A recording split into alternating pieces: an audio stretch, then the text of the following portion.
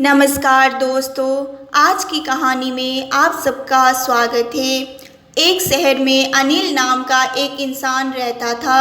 अनिल एक कपड़ों की दुकान पर काम करता था। उसकी बहुत साल पहले शादी हो गई थी। अनिल को हमेशा से लड़का चाहिए था। लड़का वो वंश का कुलदीप होता है, पिता का नाम रोशन करता है और बुढ़ापे का सहारा होता है। पर लड़की शादी करके चली जाती है। ऐसी सोच रखने वाला वह पड़ोसियों को भी यह बात बताता था। शादी के कुछ साल बाद उसे 2 लड़के हुए। बड़े बेटे का नाम करण और छोटे बेटे का नाम किशन रखा। बाद में कुछ सालों बाद उसकी पत्नी का निधन हो गया। उसके बाद उसी ने उन दोनों बेटों का ख्याल रखा। समय बीता और उसके दोनों बेटे बड़े हो गए और अब दोनों बेटे नौकरी भी कर रहे थे। दोनों की शादी भी हो गई। शादी होने के बाद भी वह सब एक ही साथ रहते थे। कुछ साल तक एक ही साथ खुशी में गए, लेकिन बाद में दोनों भाई एक दूसरे के साथ झगड़ा करने लगे। दोनों बहुओं में भी छोटी छोटी बातों पर मतभेद होने लगी। यह सब देखकर अनिल को बहुत बुरा लगता था। अब दोनों ने अलग रहने का निर्णय लिया और वह दोनों अलग हो गए। फिर पिताजी का ख्याल कौन रखेगा, ऐसा सवाल निर्माण हुआ। दोनों बेटे एक एक महीना संभालेंगे, ऐसा तय किया गया। अनिल एक बेटे के साथ 1 महीने के लिए रहने लगा, फिर दूसरे बेटे के पास 1 महीना, ऐसा उसका बंटवारा हुआ। पर जैसे जैसे वक्त बीतता गया वैसे वैसे बहुओं और बेटों में अनिल को लेकर झगड़ा होने लगा। दोनों बेटों के घर में झगड़े का कारण अनिल रहने लगा। यह बात अनिल को अच्छे से समझ आई थी। अब अनिल को पुरानी बातें याद आने लगी। उसने जिंदगी में कितनी बड़ी गलती की थी, यह उसे अब समझ में आ रही थी। पर अब इसका क्या फ़ायदा। आखिर दोनों बेटे ने पिताजी को वृद्धाश्रम भेजने का निर्णय लिया।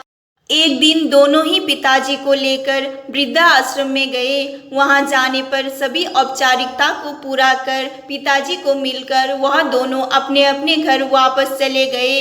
बेटे घर जाने के बाद अनिल बहुत रोने लगा। उसके बाद वृद्धाश्रम में कई लोगों ने उसे समझाया, पर वह बहुत दुखी रहने लगा। अनिल को वृद्धाश्रम में आकर 8-10 दिन हो गए थे। वह किसी से बातचीत भी नहीं करता था और एक पेड़ के नीचे बैठकर विचार में मग्न रहता था। वहाँ के लोग उसे पूछते थे, पर उसने किसी को भी कुछ नहीं बताया। कुछ दिनों में वह एक व्यक्ति से थोड़ा बहुत बोलने लगा। बाद में दोनों की अच्छी दोस्ती हो गई। एक दिन वह दोनों बैठे थे, तब वह व्यक्ति ने अनिल को अपनी कहानी बताने लगा। वह बोला कि मुझे एक ही बेटा है, वह मेरे साथ छोटी छोटी बातों पर झगड़ा करता था। इस बात को मैं बहुत ऊब गया था। उस वजह से मैंने वृद्धाश्रम में रहने का निर्णय लिया। मुझे कभी कभी लगता था कि मुझे बेटे के साथ एक बेटी भी होती तो कितना अच्छा होता। कदाचित आज वो मेरे बुढ़ापे का लाठी बन सकती। उसका बोलना सुनकर अनिल और ज्यादा दुखी हो गया और वह बहुत गहरे विचारों में खो गया। अनिल को दुखी अवस्था में देखकर उसके दोस्त ने पूछा, आप क्या सोच रहे हो? आपके सामने देखो, उस दिखने वाले 2 व्यक्तियों में से एक हमारे वृद्धाश्रम के मालिक है, उनका नाम कैलाश सेठ है, और दूसरी उनकी बेटी है, उनका नाम आराध्या है। वृद्ध आश्रम का सारा काम उनकी बेटी संभालती है। कैलाश सेठ इनको एकमात्र बेटी थी। बेटी और माँ अपने पिताजी से बहुत प्यार करती है, उतना ही प्यार वह वृद्ध आश्रम के हर किसी व्यक्ति से करती है। अनिल सिर्फ उसकी तरफ देखते ही रह गया और उसका मन और भी ज़्यादा दुखी होने लगा। रात होने लगी थी। हर एक वृद्ध अपने अपने रूम में जाने लगे। अनिल भी उसके रूम में जाता है। रात का खाना जल्दी खाकर सब लोग सो जाते हैं। अनिल को उसका भूतकाल याद आता है। अनिल की शादी होने के बाद उसे पहली बेटी हुई थी। उस वक्त उसे बहुत गुस्सा आया था। पत्नी के मना करने के बाद भी गुस्से में उसने अपनी बेटी को उठाया और दूर जाकर उसे वहां छोड़ आया। पर अब पश्चाताप करने के सिवाय और कोई भी रास्ता नहीं था। अनिल को रात भर नींद नहीं आई। दूसरे दिन वृद्ध आश्रम में एक छोटा सा प्रोग्राम था। हर एक जन जल्दी उठता है और अपने अपने काम में लग जाते हैं। दोपहर को सब लोग हॉल में एकत्रित हुए थे। कैलाश सेठ और आराध्या भी आए हैं। वहाँ पर प्रोग्राम चालू था। तब कैलाश सेठ का ध्यान 2-3 बार अनिल की तरफ गया। अनिल उनको बहुत उदास बैठा हुआ दिखा। उनको लगता है कि शायद उसकी तबीयत अच्छी नहीं होगी। प्रोग्राम ख़त्म होने के बाद वह अनिल से बात करने के लिए उसके पास जाते हैं। वह अनिल को दुखी होने का कारण पूछते हैं। तभी अनिल बहुत रोने लगता है और थोड़ी देर बाद वह अपनी पूरी कहानी उनको बताता है कि मुझे भी पहली बेटी हुई थी, पर मुझे बेटी नहीं चाहिए थी, इसलिए मैं गुस्से में आकर उसे छोड़कर आया। आज जब मैं आपको आपकी बेटी के साथ देखता हूँ तो तभी मुझे समझ में आया कि बेटी कितना प्यार करती है। मेरी बेटी भी मेरे साथ होती तो मुझे यहाँ वृद्ध आश्रम में रहना नहीं पड़ता। मेरे दोनों बेटे ने मुझे दुख के सिवा कुछ भी नहीं दिया।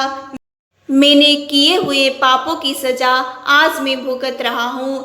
अनिल की सब बातें सुनकर कैलाश सेठ के मन में बहुत दुख हो रहा था। दुखी होकर वो अनिल को बोलते हैं कि यह मेरी बेटी नहीं है, मुझे यह नदी किनारे मिली थी। मैं उसे घर ले आया और बहुत प्यार से बड़ा किया।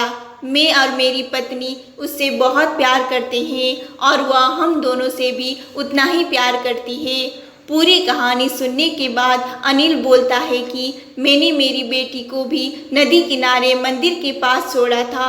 यह सुनकर कैलाश सेठ को थोड़ा गुस्सा आया और वह वहाँ से निकलने ही वाले थे। तभी उसी वक्त वह अनिल को पूछते हैं, आपकी बेटी का बर्थमार्क वगैरह आप बता सकते हो क्या? अनिल ने तुरंत जवाब दिया, हाँ बता सकता हूँ। उसके बाएं हाथ पर और पैर पर 1 उंगली ज़्यादा थी। वह जवाब सुनकर कैलाश सेठ को विश्वास होता है कि आराध्या ही उसी की बेटी है। यह सब सुनकर कैलाश सेठ वहाँ से चला जाता है। वह चले जाने पर आराध्या वहाँ पहुँचती है और वह अनिल से बोलती है कि मैंने आप दोनों की पूरी बात सुन ली है। आपने मेरे बारे में जो भी कहा वह सुनकर मेरा मन बहुत दुखा है। एक पिता खुद की बेटी के बारे में ऐसा निर्णय कैसे ले सकते हैं? यह सुनकर मुझे बहुत बुरा लगा। आपने जो भी किया वह बहुत गलत था। आपने मुझे बेटी बोलने का अधिकार खो दिया है। मैं आपकी बेटी होकर भी आप मुझे रास्ते पर छोड़कर चले गए थे और मैं उनकी बेटी ना होते हुए भी उन्होंने मुझ पर जान निछावर कर दिया। इसलिए वही मेरे सच्चे पिता हैं। आप इस वृद्ध आश्रम में रह सकते हैं, पर आज आपने उनके सामने जो बोला है वह फिर कभी उनके सामने मत बोलिएगा, क्योंकि आज तक मैंने उनको इतना दुखी कभी भी नहीं देखा। इतना बोलकर आराध्या वहाँ से चली गई। अनिल सिर्फ आंखों में आंसू लाकर उसकी तरफ देखता रह गया और अपने नसीब को दोष देता रहा। दूसरे दिन सुबह किसी को भी बिना बताए अनिल वृद्ध आश्रम छोड़ के चला गया। दोस्तों, बस यही थी आज की कहानी। आशा करती हूँ ये कहानी आप सबको पसंद आई होगी। अगर पसंद आई है तो प्लीज़ मुझे सपोर्ट करना। ये कहानी देखने के लिए आप सबका बहुत बहुत धन्यवाद।